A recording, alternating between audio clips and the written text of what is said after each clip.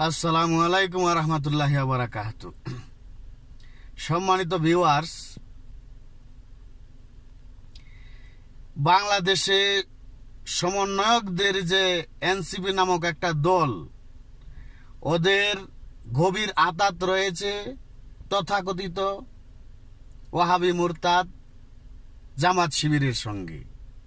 সুতরাং এই এনসিপির সমন্বয়কদের কঠোর হস্তে যদি দমন করতে না পারেন, তবে আপনারা একটা নিদারুণ সত্যকে মেনে নিতে হবে। নিদারুণ সত্যটা কি?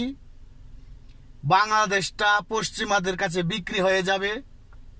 বাংলাদেশে কোনো মাজার থাকবে না, বাংলাদেশে কোনো দরবার খানকা থাকবে না, কোনো উরস মুবারক থাকবে না, বাউল গান হতে দেওয়া হবে না।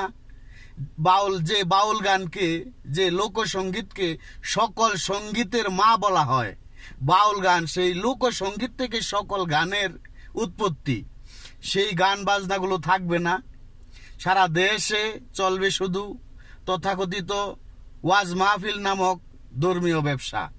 রাজনৈতিক স্বার্থে এই ব্যবসা ধুমধাম চলবে এবং হক্কানি সাধারণ জনগণ তো দূরের কথা, হক্কানি আলেম উলামাগণও হক কথা বলতে পারবেন না। হক কথা বলার কোনো মানুষ থাকবে না।